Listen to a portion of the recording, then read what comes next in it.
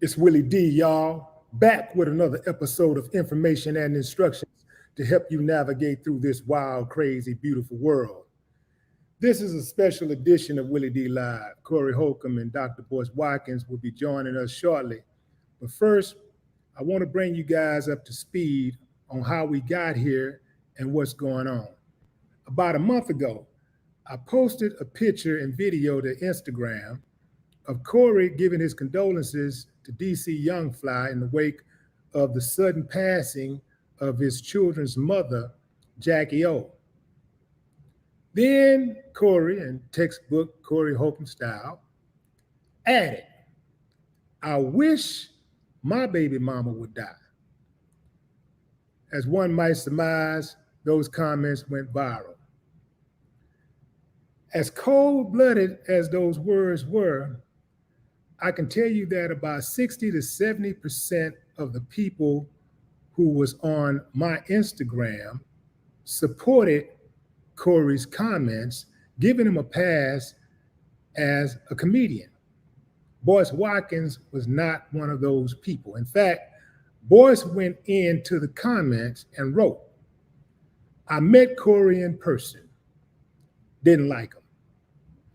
I saw that comment and I thought about deleting it, but I decided not to for two reasons. One, I try not to censor people on my platforms, especially my friends, which Boyce Watkins is.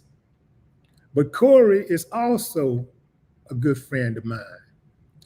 And Boyce, like Corey, is very intelligent. This is why I decided to keep the post there, because I know that Boyce, Boyce thinks things through usually, so if Boyce was to post something like that about Corey Holcomb, I felt like he wanted to smoke, and, Corey came with the smoke vehemently, but here's the thing. I'm in the middle of all this because the squabble started on my platform, because Corey used the photo of Boyce Watkins, Alicia, his wife Alicia, and I at their wedding, which, by the way, I was one of the groomsmen in the wedding. I took exception to it and I reached out to Corey. Corey used that photo to get back at Boyce. And I took exception to the photo and, took exception to Corey using the photo to get back at Boyce, having me in the middle of it. And to Corey's credit, he received what I had to say, and it kicked off a conversation, which we both agreed deserved to have a little bit more length to it. It was Corey that suggested that, Corey first said that he wanted to have a conversation. He wouldn't mind having a conversation with Boyce. But if he's going to do that, it needs to be public. So, because, the dispute was public. So here we are. Now, if you know anything about me, you know that I'm an habitual line stepper. But one line that I'll never cross is a line between me and my homeboy and the woman that he loved. So let me put this wedding photo to rest, because a lot of people have used that wedding photo to get at Boyce. In the photo, if you're not familiar with it, it's me, Boyce, and his wife, Alicia, in the middle. And Alicia, people have accused her of like looking at me in a desirable manner. When I look at the photo, first and foremost, let me tell you what happened. In the photo, I cracked a joke. So what you see is the immediate aftermath, our expressions in the immediate aftermath of me cracking the joke. And when I really started looking at one of the photos, even closer to one that's in question, where they talk about she looking at me in this kind of way, it don't even look like the woman is even looking at me. But furthermore, fam, like I said, I'm an habitual line stepper, but one line I will never step across is between me, that line between me and my homeboy and the woman that he loved. I'm not built like that. I don't rock like that. It ain't a person on this planet who can tell you that I've ever done some sucker shit like that. That ain't me. I don't rock like that. In fact, and if I thought one of my homeboys, close homeboys, like Boyce is, if I thought his woman was rocking like that, I'll pull his coattail. Now that's how I get down. Which brings us to this point. Now I expected Corey to go in, and I was going to stay out of it until Corey posted that photo, with me in the middle. Now, after having the conversation with Corey, I reached out to Boyce. Boyce said he was cool with having a conversation. He wouldn't mind having a conversation. And this is what I discovered, fam. Before I bring them in, I'm going to tell y'all this right quick. These two dudes, they really don't have a problem with each other. I know that Boyce dropped those comments, and he's going to explain for himself why he did that. But when I talked to Corey was like, man, I really don't have a problem with the dude, but he dropped the bomb on me. I had to get him back, And so that's what I'm trying to get to and try to get an understanding. And this ain't about anybody that's coming here looking for, a bunch of wild, ignorant stuff and clowning and stuff. That's not what this is about. You're not going to get that over here. So you can go somewhere else. It's cool. There's a lot of people out there that feed into that. But this is also not about no kumbaya, coming to Jesus, trying to be all friendly and all. It's really not about that. It's really two men trying to get an understanding. Two black men specifically trying to get an understanding. Without further ado, Dr. Boyce Watkins and Corey Holcomb is in the building. Let me bring y'all in right quick. Here we go, gentlemen. Yo.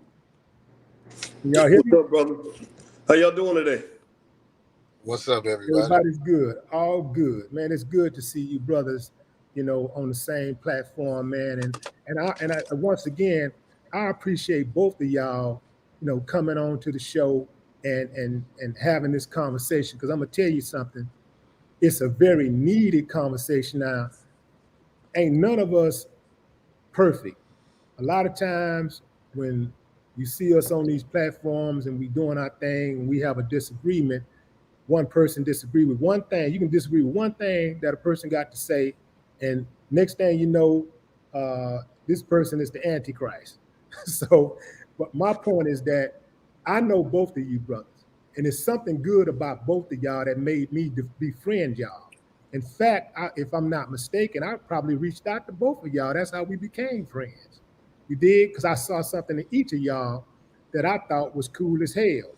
And we became friends. And I'm just as close to both of y'all. I'm just as close to Corey as I am to Boyce. And so it really hurt me that y'all was going at it. Even though I could have nipped it in the bud and deleted that message, I gave my reasons for why I didn't. But this is what I want to know. Since Boyce, you kicked it off with your comments. What I want to know is, what did you think was going to happen if you... What did you think was going to happen dropping that comment about Corey? And on top of that, you said you didn't like him, but I also know that you are a fan of Corey Holcomb. Like, I am. What was going on in your mind? It was mixed feelings, man. I'll start from the beginning and say, it sounds contradictory to say this, but Corey's one of my favorite comedians, actually. I like the honesty. You know what I mean? And I think that particular comment triggered me a little bit because I'm very protective of Black women in general. I think that I feel like there's a lot of guys online, man, that just say things, man, that are not helpful to women and children, man. And I think that definitely triggered me. And I have to be 100% honest and say that, when I did the time that I did meet Corey, I can't say I got good energy. But he's right. I didn't say anything about it at the time. And I think that over time, it's allowed me to kind of process who I am. I'm a fighter. You know what I mean? Like I do that, and you've been caught in the middle of other times, man. Where like when I went out to Houston and we were talking about Kwame Brown and all that stuff. You know what I mean? And so it's a mix, man. It's like sometimes you're supposed to keep your mouth shut and not say everything, but then sometimes you just say it. And what happens is that it can sound like you have one feeling about a person when it's usually mixed. There's not a single person that I can think of even people I admire the most. I admire Muhammad Ali and Malcolm X more than anybody else. But if you was to ask me to really tell the truth about what I think about them, I could find negative things to say, right? So it sounds contradictory to people for me to say Corey's one of my favorite comedians. When I found out you and him were such good friends, that made me respect him more because I respect you, and also it led me to accept the fact that I probably misjudged him based on that one interaction. And for that I do apologize because I don't think that was appropriate. Right, that's big. And shouts out to Kwame Brown, man, good dude. Corey, how did you hear about those comments that the boys made? Well, the gossip police is everywhere. The gossip police, you don't duck nothing on this internet. You say something, it's gonna get back to somebody, even if you're the type of person who think you can ignore stuff that people bring to you. Because I tell my friends, don't tell me about something bad that somebody said about me on the internet. But it's coming. If you say something, it's coming, especially if you're somebody who people watch. The information will be delivered into your ear one way or another. Mm-hmm. Right. But I want to say this, Willie, when you called me about everything that was happening, I kind of stopped you while you was talking, and I said we should do this on air. And the reason I said we should do this on air, because I am aware that there are literally a lot of young people in this world who have no idea how to de-escalate things. Mm-hmm. So that is the main reason I said, yo, let's do this on the air. Because that's what I said, right? I was like, let's do it on the air. I think it'll be good for the culture. I mean, we all are old enough to de-escalate something. And like I said this when I was talking on the internet. I don't take stuff like that personally, because everything we put on the internet belongs to the game. It belongs to the game. Willie D, any picture of you on the internet, Mr. Watkins, any picture of you on the internet, anything we do, like proposing, whatever we do on the internet, it belongs to the game, and it'll be dissected by the game. Whether it's good things people say or it's bad things people say, everything we do is going to be dissected. That's why I'm glad we did this like we're doing it right now. Yeah. Because I believe it's positive. Yeah. And the thing is that both of you guys, all three of us, we all are outspoken, right? Like we don't bite our tongues, we don't mince words. And when things like this, happen, what tends to happen oftentimes is people pick sides. And Boyce, you are a leader in our community. Corey, you are a leader. I'm a leader. Everybody is a leader in their own right, even people who are not famous. We're all leaders in our own right. Even if you're, I won't say just, but even if you're a bus driver, you're leading somebody, whether it be your children, your wife, the kids, or kid on the bus. We're all leaders, and none of us are perfect. And so I think we have to get over the hump of looking at each other and with such a close microscope and thinking that we have to be like our ideas have to always align perfectly. Like overall, I think if we care about, if we have the same objective, and that is to advance our the black community, if same objective is to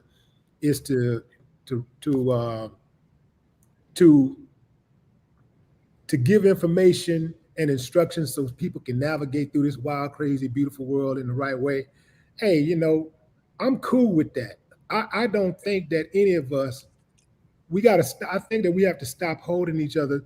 I think we should hold each other to a high standard, but not to a standard of perfection, because none of us are perfect.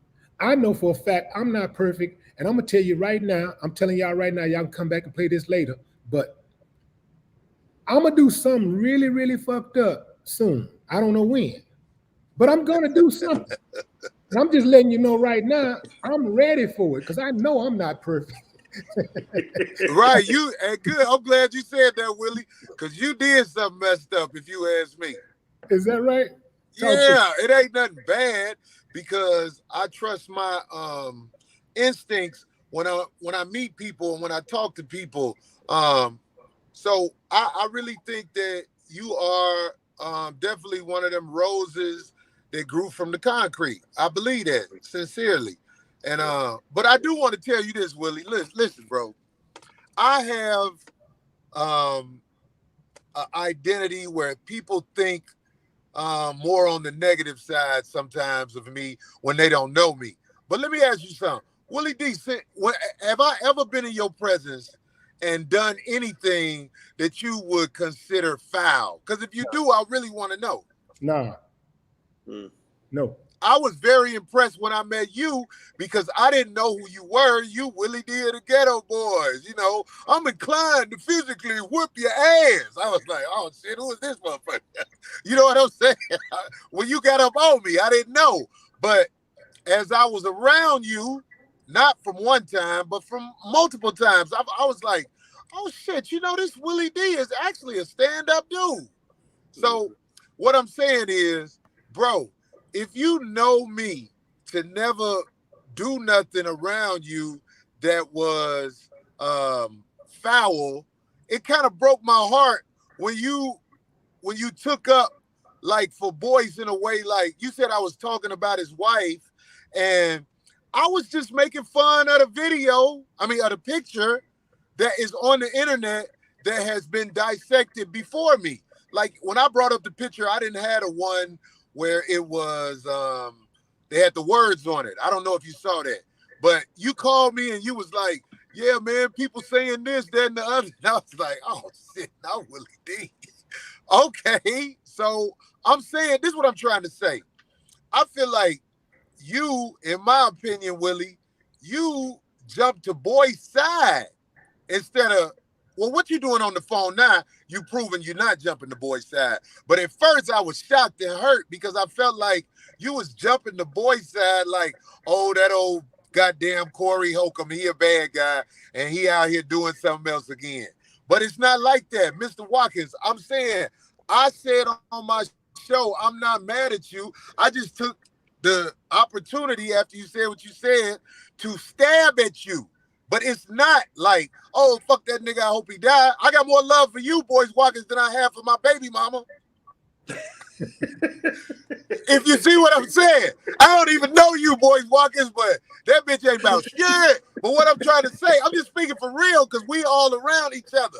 I can understand why a Boyce Watkins would be shocked at first when he sees me from some of the things I say. But Willie D, you one of the brothers who I expect to carry that bridge over to let people know, yo, man, I know Corey.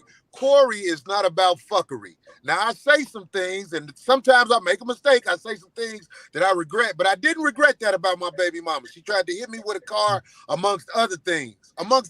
She one of them crazy girls. But I'm saying, Willie D, I be counting on you, man, when people bring my name up, to be the person to speak on your experience of me when people may have something bad to say about me. That's what I'm trying to say. What did I tell you about Corey, Boyce? You said a lot, but on which particular thing? What about his character? Like, what type of person he is? Oh yeah, you said good things about him, man, and that's what I'm gonna say this. Look, I don't take a lot of stuff personal, man. I don't give a shit. Like, I know we threw some shots back and forth and whatnot, man. And I think I can still sit back and say I think you are a brilliant comedian. Maybe we don't agree on everything. I will say, obviously, as with my integrity as a husband, I have to say that I'm fair game, but my family's not, right? My wife didn't do nothing wrong. But for the record, she didn't take it personally. She don't, it's like we know what's true and what's not. So when Willie and you and I talked, we joked about the picture and have people like taking a picture and reading all this shit into it. And you and I both know we would, I wouldn't marry a woman who's doing some shit like that. And you wouldn't even have no parts in that, right? So it's not, I'm not offended by any of it, right? And I will say this too, Corey. I don't feel like Willie was taking sides. I feel like when it got to the point where other people were kind of involved in the conversation that didn't want to be involved, whether it's Willie, my wife, or whoever. I feel like that's when it kind of got to the point where I was like, okay, now I'm getting very upset. And I don't want to feel that way, man, because the bottom line is I got enemies in this world. As a black man, I got a lot of enemies. Corey Holcomb is not my enemy. And if that means I got to, apologize for what I said, which if that struck you in a certain way, I'm sorry for that. And also, one thing I've learned, man, over time, and I like what you said earlier about the fact that we're all over the age of 40, so we're supposed to be setting an example of de-escalation and whatnot. I'll go as far as say, like, I want to be cool with you, man. Any friend of Willie's is a friend of mine because you and I both, one thing we have in common is that we've known Willie for years and we know that he's a solid guy. So anybody that he says is solid, it's like hands off. I'm done.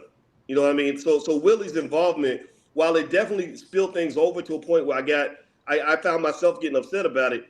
At the same time, his involvement is beneficial because number one, he brought us together. Number two, it makes me say, okay, you know what? That's he's supposed to be an ally. I'm not even gonna mess with that. So that's where I stand on this.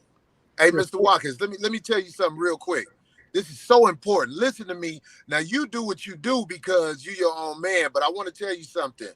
My wife used to try to be on the internet, and I told her, if you're on the internet, you have to understand the predators on the internet are going to come after you. She didn't understand that. She did not understand that until she got on the internet. And then she had real predators, like especially this one dude, I call him the sissy mayor, Tommy Sotomayor. He even tried to get in touch with her.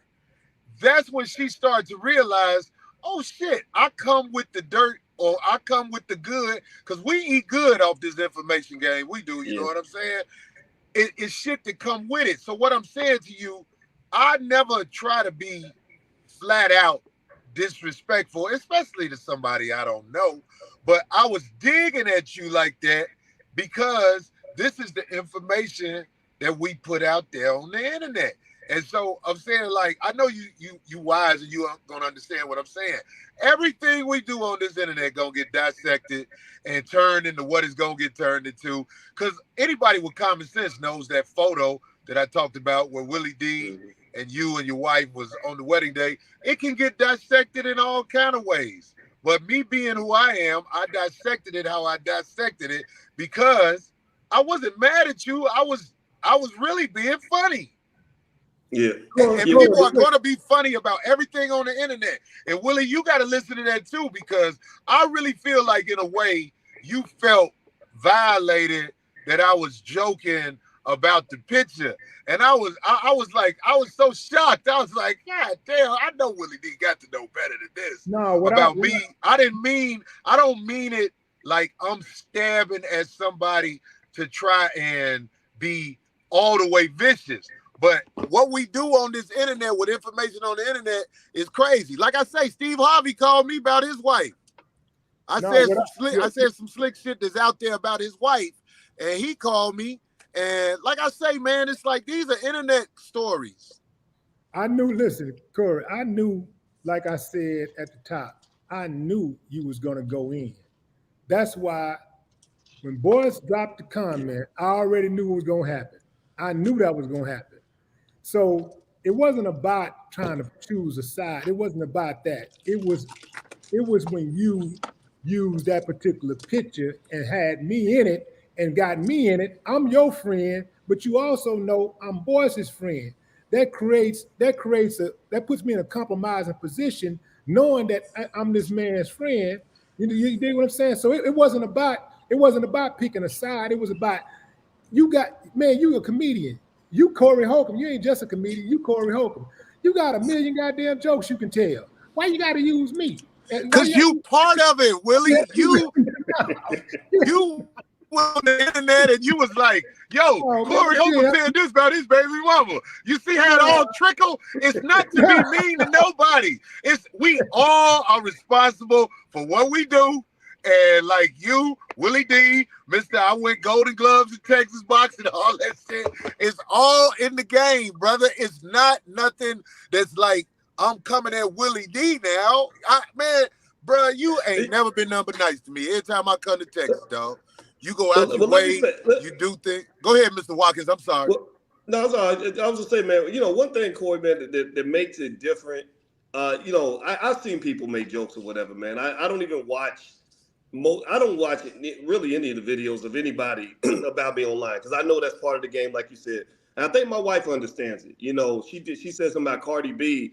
Cardi was in her inbox the next morning, like talking about, I'm gonna sue you, this, that, and the other, right? So she's okay with that part. I think it's the difference with you is that number one, it's one thing if some random motherfucker says something online, like you can ignore that. I ain't trying to cut you off. I'm really listening to this part, Mr. Watkins, because I want to know what is it about Corey Holcomb when Corey Holcomb says something. People be ready to get the mob. I want to hear it. I'm listening to this. Because you are Corey Holcomb, and that means something, right? And then also the fact that me, you, and Willie kind of know each other, that makes it like more personal. You know what I mean? Like, and I think that's the part. So it's one thing if somebody says something, and I know they don't know me. I know they ain't got no facts. I know they just talking shit. I know they're just trying to get views. That's one thing. But if it's like somebody where you're like, wait a minute, I know that guy, or I know a guy who knows that guy, it gets real close to home and makes it a little bit tougher, but I agree with you. I think that in general, man, like, I think jokes are fine, and I don't think I think comedians are real big about freedom of speech. That's what I really pick up. And I really think that should be protected. And again, I don't take any offense to any of it. It is what it is. But I think that's why it was different, because if you were just a comedian that nobody knows and whatever, it wouldn't have meant anything to anybody, so it really speaks, it's more of a compliment to your success than anything, I think, that people even paying attention. I listen to you, brother, and I will take that in consideration as I talk, because like I say, some people have gotten in touch with me that had me on the floor like, wow, what? You know what I'm saying? So I hear you. I got it, but I'm saying, and it's like, I'm saying, like, when it came to anything I said about you, I use the word bitch like people use the word hello. You get what I'm saying? I also use the word nigga a lot too. When I'm talking to Willie D, I try not to use the word nigga when I am referring to him because I know he feels some kind of way about that. But it's difficult. It once in a while, I'll be like, nigga, get your ass out. And then I'll be like, oh, this fucking Willie sensitive ass. Let me stop with that shit. Well, when I say sensitive, I mean, like, I get it. That's what I'm trying to say. So the main thing I want, Mr. Watkins, I want you to know, main thing I want Willie D to know, y'all can reach out to me and talk to me if you feel like I have gone across the line. But I feel like one insecurity I might have, I feel like, man, why people think I'm going across the line and I'm just responding to the shit like I signify. This is what I do. Like, I talk shit for a living, you know what I'm saying? But I guess because it's me, I have to make sure I put disclaimers in it because I don't want to be known as a person who is wicked. I want to be known as a person who said what probably should have been said in my mind. And like I said, if I go too far, people can talk to me about it.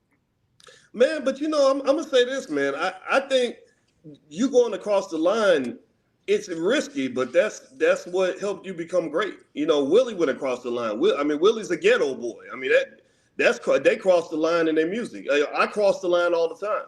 You know, I just got banned from Instagram. You know what I mean? Like so we, you know, I think that crossing the line, honestly, it comes with ups and downs, but that's probably why we relate to each other, man. You know, and I'm gonna tell you this, I just I'm not gonna hold no grudge, man. I want to be friends, man.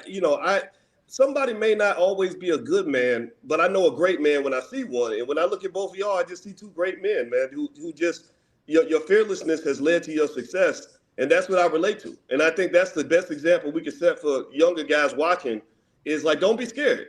You know, sometimes it ain't gonna work out. Sometimes it's gonna blow up in your face, but you just keep on moving. And then the de-escalation piece to me is self-preservation, because I don't think that any of us three benefits from fighting the other, man. You know, so that's why I stand with that. You know what I mean? That was one of the reasons why I was happy that Willie opened that door for us to have this conversation. Yeah, Willie D, he got it like that with me, where he can talk to me and I calm down like everybody can't calm me down. Not like I'm some wild man, but there's very few people out here who I feel like conduct themselves respectfully. And I'm telling you, I watched Willie D since I had the privilege of being around him. And I think his intentions are well toward not only me, not only toward you, but toward the brotherhood of us here in America. I really do. I think he's a winner for the brothers. So, Willie D, you got me. You got my heart. I appreciate you, King. You got mine too, man. You know, I appreciate you for real.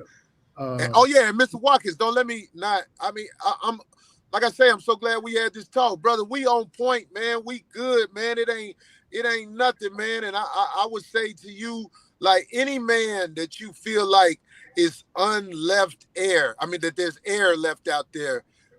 We all should reach out to them people and try to come to an understanding where even if we don't agree, we can agree to disagree. Absolutely.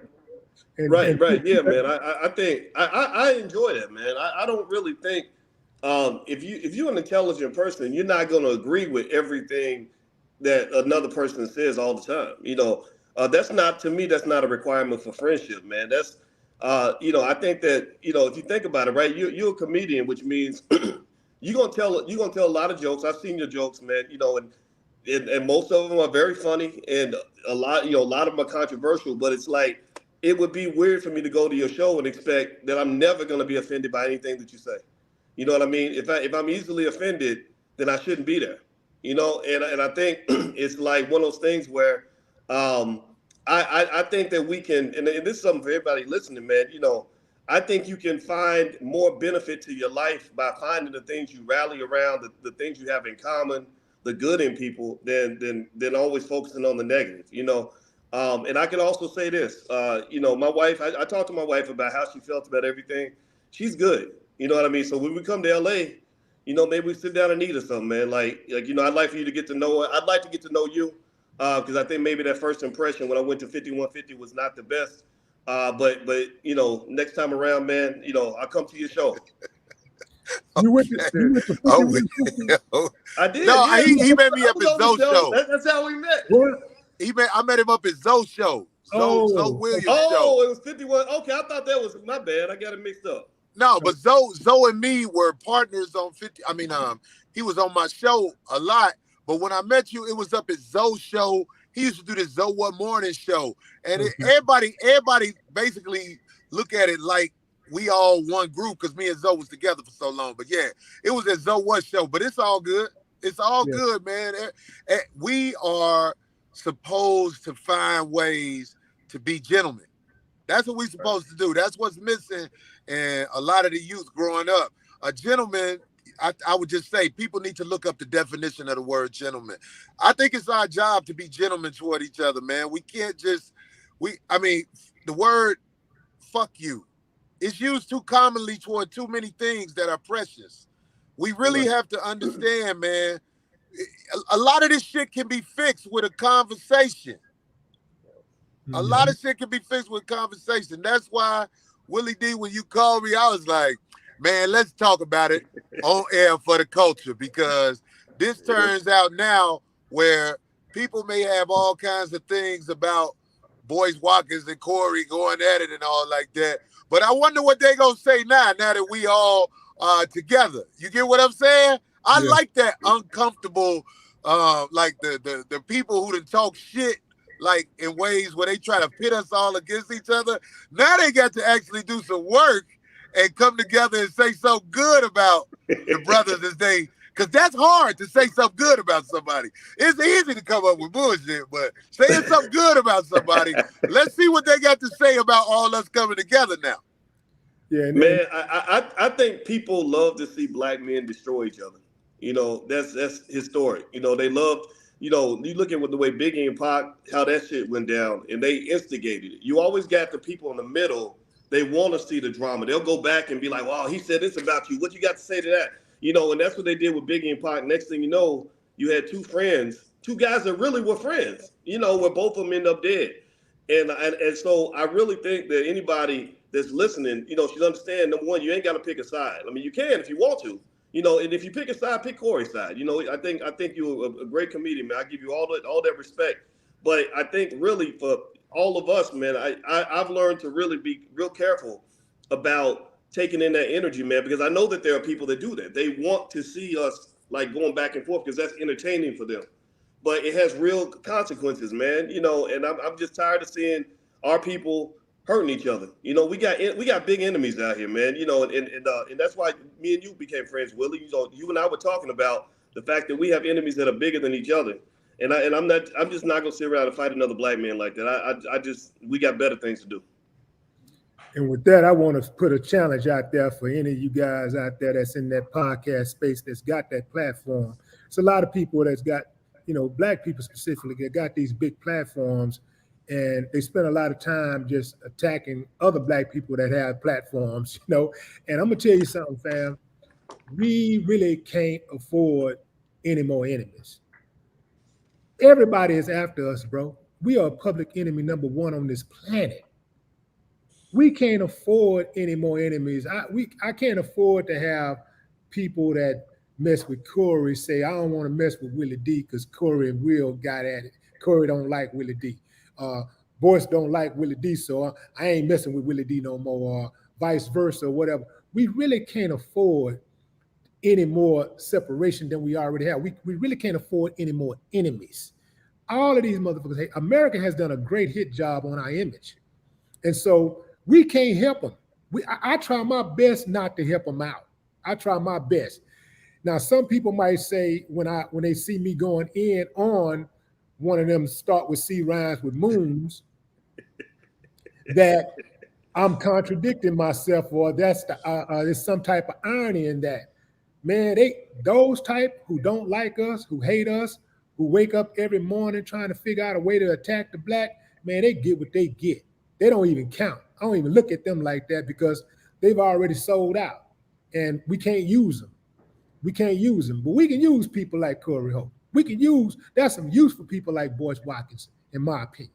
You know what I'm saying? So we can't afford any more splits. We can use people like Dr. Umar Johnson. You know, we can use, you know, a Kwame Brown. You know what I'm saying? We can use people like that. You know what I'm saying? There's people like that. We can use, you know, Lord Jamal. You dig what I'm saying?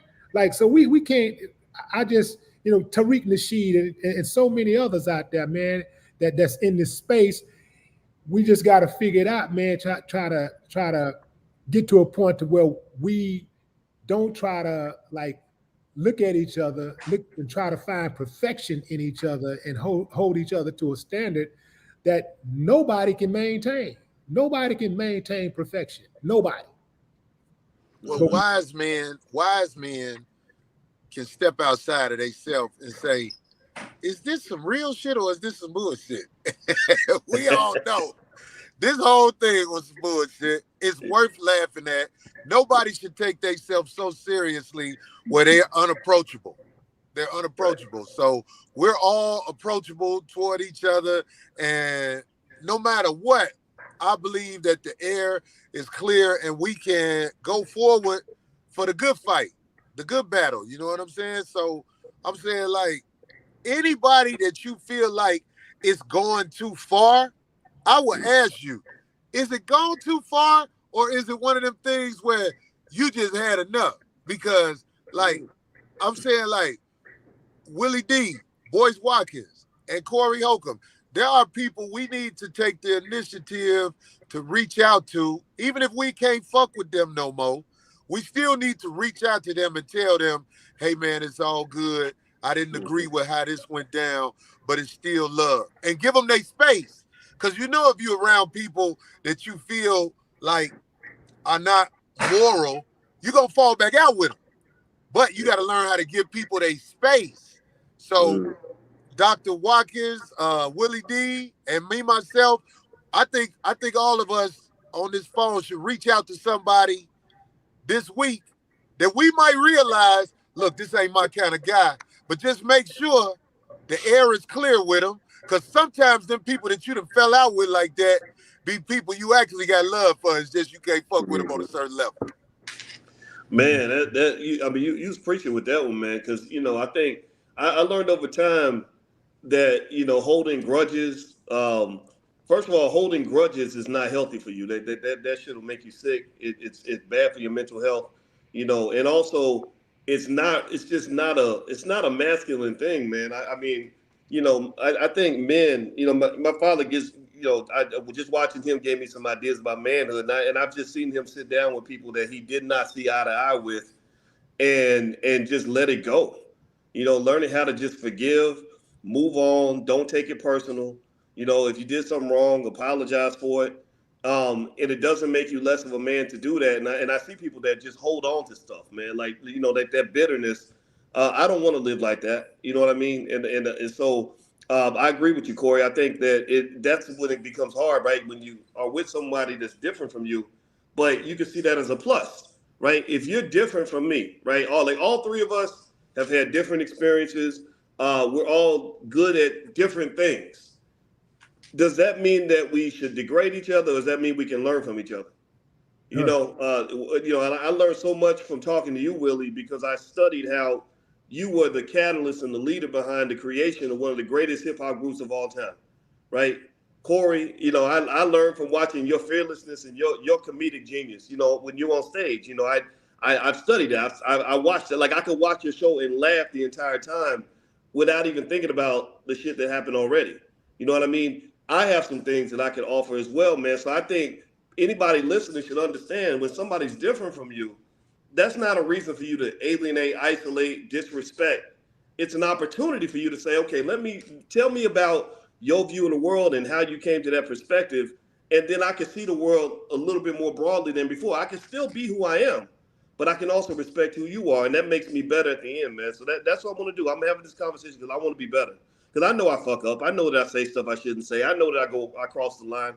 I can't apologize for everything I say, but I understand those flaws that I have, and I think it also comes from the fact that I think as Black men, we just grow up in messed up situations, man. You know what I mean? Like the trauma, the unfair things that happen, the stuff we go through.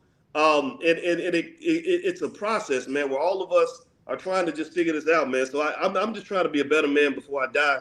And I think all of us, I respect you guys for helping us to at least set a good example for any younger guys watching, man. I just want to see them see something good as opposed to the same old shit. I will say this about the grudges. I think some grudges are cool. Like some grudges. For example, I got a grudge against America. I'm gonna have that grudge to the day I die, because I know how they treat us here, and I know what they did to us, and I know what they continue to do to us. But I know how to compartmentalize that grudge to where it don't stop me from being progressive. So I'm not the dude that walk around angry all day, every day. Like, I like to laugh. I'm a comedy connoisseur.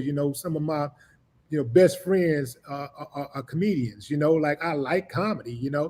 But I do a lot of different things, and I do them well, and I don't have to forgive a joker to live a good life. I never forgive America for what it did, and what it continues to do to our people. Yeah, Never, right. ever. Yeah. I get it. But Willie, but what I want to say to you is this, and it's very bold for me to say this. I'm actually afraid to say it, but I'm gonna say it because I'm saying, like, I feel like you my man, and I just want to say this. Willie D, Don't say listen, it, bro. Huh? Don't say it. I'm gonna say it. I'm not gonna punk out on your motherfucking podcast. Listen, bro. You are part of one of the greatest rap groups in American history. I was brought up listening to you and Scarface and Bushwick too. You see, I say Bushwick too because he was different. You and Scarface, in my opinion, were different. Y'all were the knowledge, the hood knowledge. Y'all was the jokes. Y'all was all that in a way where y'all two really stood out to me. You something, my friend. If you love somebody, and you can't perpetrate it to me because I saw you when I was getting to know you, you was campaigning for your man Scarface. You had me on the phone with him. You was having people call in about him and his medical situation. You love that man. Listen, it's your job being the person you are. Because when you really the leader, you carry a lot of weight on you. Listen, bro, it's your job to make sure you let that man know, I love you, man. It don't matter what else. It don't matter what else. If you love that man, you just got to make sure you let him know, I love you, man. And you ain't got to be around nobody every day in no special kind of way or nothing like that. Because you know what I'm saying? That's not the necessary part. The necessary part is while we still alive above that dirt, we got to represent ourselves the best way we possibly can, even when we feel like the shit ain't right on the other end. Because it's somebody you love. That's real talk. I don't know. I could be wrong. If I'm wrong, say, Corey, shut up, man. You don't know what the fuck you talking about. No, you right. No, you absolutely right. Me and Brad, we joined at the hips, man. I can't get back by that. I can't shake that. Like that. There is no me without him. There is no him without me. I get. You know what I'm saying? So I get that, and I respect all of that. But it's like you say, sometimes you got to fall back and give people their space, and that's all that's happening right now. And all you do, but you still gotta put your words in there and let it be known, man. I love you, man, but I gotta give you space because it fixes things in a way that you can't even imagine. Love is real, man. When you love somebody, you gotta fix it. My baby mama, I don't love her. That's why I never call her. But I'm laughing, but I'm serious. But I'm saying, I know you got love for that man because I seen what you did, and it was one of the reasons why I was like, God damn, this Willie D is a hell of a guy. Willie D actually got a heart. All that good stuff about you, man. You know what I'm saying? It's like, yo, I'm telling you, let it out, man. It's going to make you even more of a weapon against the bullshit. Because that's what this phone call is about, a weapon against the bullshit. We ain't finna be up here having no, man, men ain't got no business rolling their eyes at each other over no sucker shit. Man, that is deep, man, because, it's like there's a thin line between love and hate. A lot of times, if you see somebody that's really mad at somebody and really almost hates them, it's usually because they used to love them.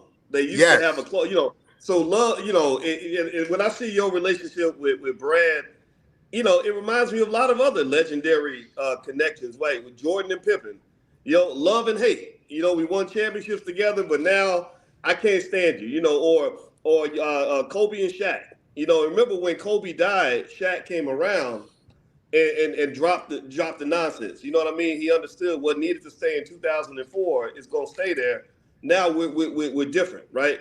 And and you keep going down the list. Outkast has that issue, right? So I think it's really up to you, in my opinion. But I do think that is important. What Corey just pointed out, that you were campaigning for Brad like that, and y'all been through so much together. So there's going to be natural frustrations, natural anger toward each other. But I'm hoping you can package it up in a way that can make you whole, so you don't have any regrets. you know, maybe 20, 30 years down the line.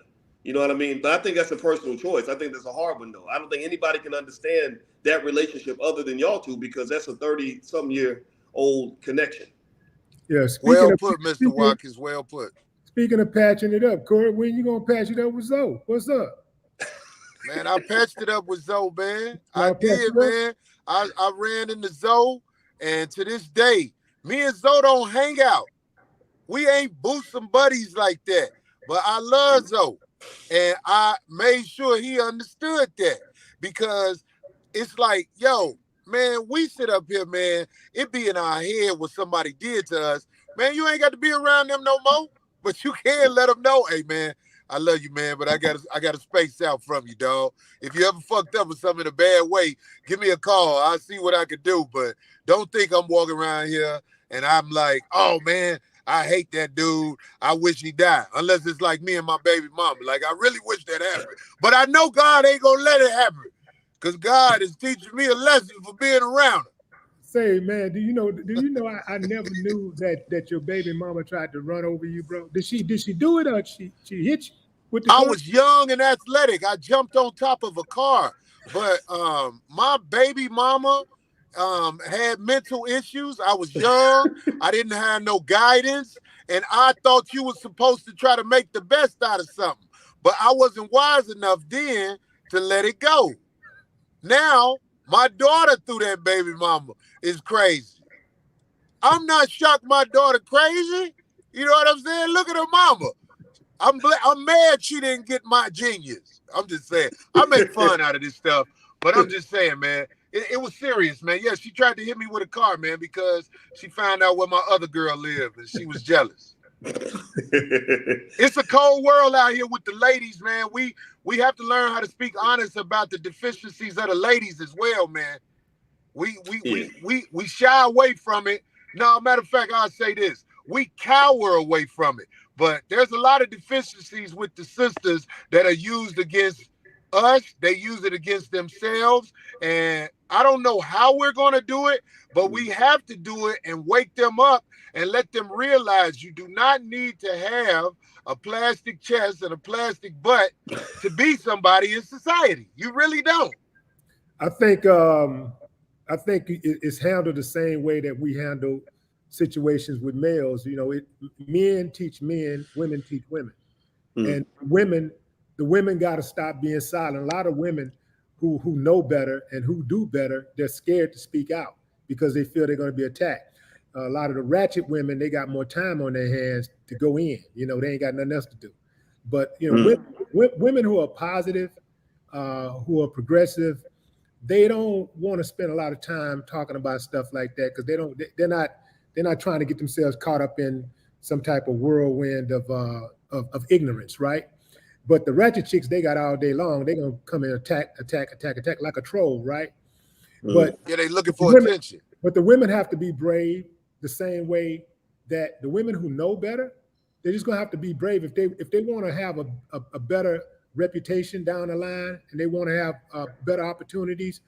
The women who know better, who are doing better, they're going to have to speak out, and they're going to have to speak to those women, not at them, but to them, and have those conversations. These are hard conversations, the same as it was for me when I first started getting online, sharing information, because people would try to, you know, like, there's a lot of guys like me who have, you know, who have a past where we was in the streets and we did a whole lot of dirt.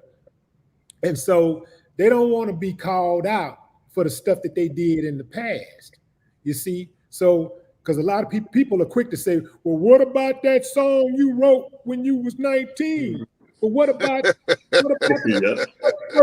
what you did 30 years ago? They want to try to hold you to your past. And so a lot of times we'll get sucked into that, and we'll start believing the hype, and we won't speak out when we know we should. We got the information.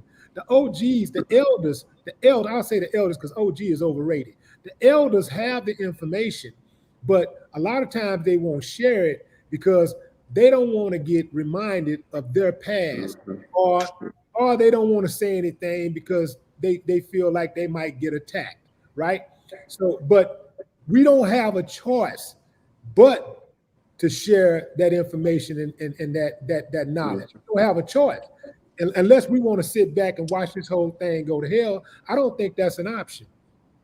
Yeah, man. I think that anybody that is in a OG elder status, whatever, really anybody over the age of 30 that has some wisdom to share with other people, I think they should understand you ain't gotta be perfect to provide a helpful lesson to somebody else. You know, a lot of the best stuff I learned in life came from very imperfect people. My father, when he came back from Vietnam, he wasn't my biological father. My biological father, I never knew him. But when my father came back from Vietnam, he was a heroin addict. He got off of heroin. He has had to kill people. He has done all kinds of shit in his life that he's probably not proud of. But he taught me a lot of valuable lessons, man. And you know, because sometimes when people make mistakes, they can tell you with complete honesty the consequences of that mistake.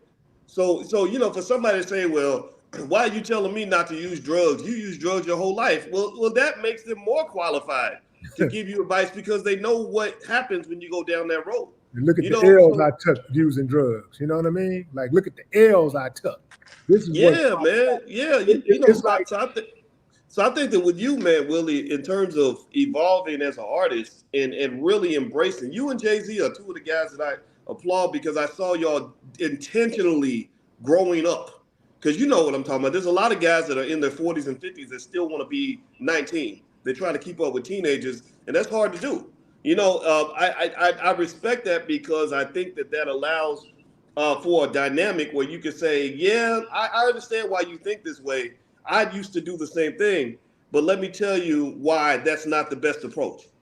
You know, so I don't think anybody that's holding back because you feel like you're not perfect. Join the club. Ain't nobody perfect, man. Right. You know, I say stuff. I know people might throw rocks at me because of mistakes I've made in my life, but I don't care.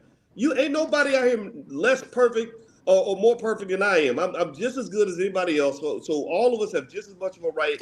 If your heart is right and you really want to help somebody, I say help somebody. And you're right. The older women need to talk to the younger women. Older men need to talk to the younger men so they don't make the same mistakes that some of us saw growing up. And I'll tell you somebody else who needs to talk. One of our silent weapons, one of our most underrated weapons are the youth themselves, because peer pressure is still powerful to this day. If the youngsters started stepping up and saying, yo, man, nah, we ain't doing that. Oh, nah, man, we don't kick it. We don't do that.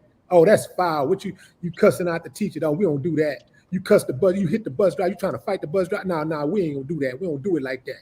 The youngsters can have a greater impact than the elders can a lot of times, because the youngsters are right there on the scene when it's going down. When their peers are acting a damn fool, the youngsters are right there. The youngsters are oftentimes the first one to hear about the plan before the plan goes into motion. So the youngsters got a lot of power that they're not using. So we need to make sure that we impress upon the youngsters also to be leaders. And also, this is very important. The older women that go to nightclubs need to understand they cannot charge the same thing that the younger women that go to the clubs are charging, because these old girls go get their body done and they think it's really worth what it looked like. But I know it's not worth what it looked like. The mileage and all of the drain tubes they put in when you got that thing put on you, all that stuff devalues you. So all you older women out there, understand you're worth something, just not as much as the younger girl. Well, you know, I think black women. I've seen black women beautiful at 20, at 30, at 40, at 50. Hey! I think black women got. I just think black women out of. I don't date. I never date anything other than black women, man. But I tell you, I think I see some women out here in their 30s and 40s that look good, and I decided, man, I wanted to. You know how it is, man. You meet all different kinds of women and stuff. And I probably could have dated or married a younger lady, man, but I wanted a woman who has some maturity about her. You know, I see like relationships and marriage, man, that can either be a ladder for a man that takes you to the next level, or it can be a pit that pulls you down to the depths of hell. And when I picked my wife, I said, okay, I need to be strategic about somebody that's really going to elevate me, right? And there's a lot of women that will do that. But you are right, though. There's a lot of women that if you go trust a big button to smile, you end up in some crazy situations. Because I think it is hard for men because a man, they can accuse you of anything. You know, they can accuse you of the whatever stuff that'll get you sent to prison, but they have no proof and ruin you, destroy your whole career. You know, Corey, you've seen comedians get canceled over stuff that they may or may not have done. And so it's dangerous for men. So men have to be careful, man. You know, so I think that wisdom is helpful and appropriate for a lot of people. It is, man. Look, man, I'm gonna tell y'all something, man. This is a good day in America for me, man. I know that something beautiful happened on this phone today. Something that's gonna help people. It happened on the phone today. I got people who walk up to me all the time and they say, man, I was going through with my girl. I was going through a divorce and you was joking about something that had something to do with what we was going through. And it made it where I could see the end better. Like I can get through it better because I'm not the only one going through it. Right now, it's people out here having some type of conflict that ain't about nothing. And they going to see this phone call that we on right now. And it's going to help somebody realize, man, you know what, man, let me reach out to this person and set it up. Or my friend know this person. Let me have my friend call and we all get on the phone. Because, man, look, if you really about something, man, we got too much to do than to really try to destroy each other. Yes. If you about something, you ain't got time to do that. Real talk. Man, attitude is everything. You know, I'll say this and then you know, I'm here to listen, man. But I saw this guy that he did he said they did a study where they basically told people to go around and just be a decent person to other people, be helpful, be kind, be supportive. And then they told them the next week, we want you to flip it. We want you to just be kind of rude and mean and everything else. They found that when people were just helpful, kind, and supportive, it was easier for them to mend relationships. They were happier. They had a better life. But when you're being shitty to people and you're just holding grudges and you're pissed off all the time, it doesn't just mess up them. It messes up all your situations and it messes you up inside. You know what I mean? So I think everybody in here, man, just try what would happen if I just go to this person? You know, again, I'm gonna tell you, man, when I came in to talk to you and Corey today, I could have taken a lot of approaches, but I said, you know what? I'm gonna walk in and I wanna come in with my sword down and see if there's a bridge for us to build something. For all I know, Corey could have, you know, he could have took it the wrong way. It could have went left. I felt the same way, brother. We all felt the same way, but this is the magic of communication, man. Yeah. This is the magic of communications. When you communicate with people, man, sometimes you be like, wow, I used to feel this way, or I was ready to do this. And I'm so glad I communicated with the person because now this person is an ally on my squad. You know what I'm saying? So we know what's up, man. We know what's up. Ain't nothing fake on this phone right here, man. Man, a lot of people have been killed over just miscommunication and misunderstanding. You know, like literally, I believe that if just going back to Biggie and Pac, I believe that if Farrakhan was able to get those two together in a room without any distractions, the media and all that, I think they would have walked out of there as friends. So that's why I stand on that, man. So you're right, man. Communication is everything. Communicate. Well, thank you guys for coming on the show and communicating, man. And like I said, I didn't know what to expect as far as any type of I didn't know for sure if we was going to reach a resolution, a positive resolution, but we did. And I appreciate you guys for at least, you know, stepping into the lion's pit, you know, and having this conversation. Corey, I know you got your show tonight, 5150 show tonight. Yes, sir. I'm about to go do it, and it's supposed to start in 25 minutes, but it's going to start in about 45 minutes. About 45 minutes. Okay, so you know I'm going to be watching, you know, because I am an avid supporter of the 5150 gang. You dig what I'm saying? There it is. And I feel good going on my show tonight, letting everybody know that all of the nonsense that y'all probably thought would lead to fuck you turned into oh, what's up, brother? How are you? We good now. You know what I'm saying? So it's all well, man. It's a beautiful day. It's a beautiful day. Yes, it is. All right. Thank you guys once again. That'll do it, family. Boyce, more. take it easy, man. You too, brother. I'm Respect to see you. in LA. Respect to you. All right, brother. Respect right back at you, man. Can't wait to see your show. All right, Willie. I like that outfit you got on. I'm just saying that to be nice on your channel. Yeah, thanks for doing No this, more Willie, stop. man. I appreciate it, brother. Say, man, it's the future, baby. It's the future. It's the future of wardrobe. That's what's up.